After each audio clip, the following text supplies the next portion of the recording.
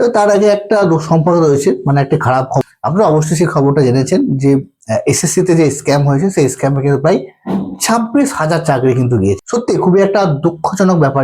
প্রায় 26,000 চাকরি যাওয়া মানে খুবই এক দুঃখজনক ব্যাপার। সবচেয়ে বড় ব্যাপার হচ্ছে যে সমস্ত স্কুলে এরা চাকরি করতো সেই স্কুলের অবস্থাটা কি আছে। অনেক স্কুল আছে যেখানে শোনা যাচ্ছে নাকি 35 থেকে 36 জন টিচার একটা স্কুলে গিয়েছে, অনেক স্কুলে 8টা, অনেক স্কুলে 10টা। এরকম বিভিন্ন স্কুলের কিন্তু যে টিচাররা ছিল সেই টিচাররা কিন্তু সেখান থেকে আর যাচ্ছে না, মানে স্কুলে কিন্তু আর যাচ্ছে না। এবার স্কুলের অবস্থা বা শিক্ষা ব্যবস্থা খুবই কিন্তু এই মুহূর্তে সমস্যার মধ্যে পড়েছে। সমস্ত স্কুলের হেড স্যাররা যারা রয়েছেন, যারা ইনচার্জে রয়েছেন, তারাই কিন্তু বিভিন্ন সোশ্যাল মিডিয়ার প্ল্যাটফর্ম থেকে শোনা যাচ্ছে যে স্কুলে কিন্তু যে হেড স্যার রয়েছে বা যে ইনচার্জ রয়েছে তিনি নাকি স্কুল খুলছেন, সে ঘন্টাও কিন্তু দিচ্ছেন। এটা সত্যি এটা দুঃখজনক ব্যাপার। তারই সাথে সাথে যারা 26,000 চাকরি যারা যারা পেয়েছিল, যারা যারা চাকরি হারিয়েছে, তাদের জন্য তো খুবই দুঃখ ব্যাপার।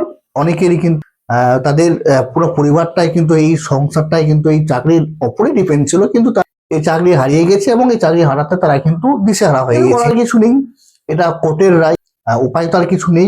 তবে সামনে 8 তারিখে যত সম্ভব আমার মিটিং আছে, রাজ্যের মুখ্যমন্ত্রী মমতা বন্দ্যোপাধ্যায় বলেছেন, দেখা যাক কি সেখান থেকে আসছে। তবে আপনার আমার হাতে তা কিছু নেই। তবে সুপ্রিম কোর্ট থেকে যে জাজমেন্টটা এই মুহূর্তে এসছে সেটা মানা সবারই পক্ষে কিন্তু সম্ভব না।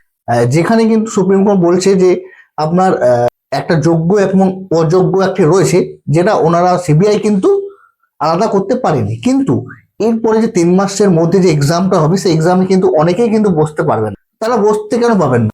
নিশ্চয় তারা অযোগ্য। তাদের যোগ্য এবং অযোগ্য যারা রয়েছেন তাদের লিস্টটা কেন তৈরি হলো না? যাই হোক, সেটা আদালতের ব্যাপার এবং সরকারের ব্যাপার, সেই সব ব্যাপারে আমরা হস্তক্ষেপ করবো না। তবে একটা এই কথাটা তোলা দরকার ছিল, যার জন্য এই কথাটা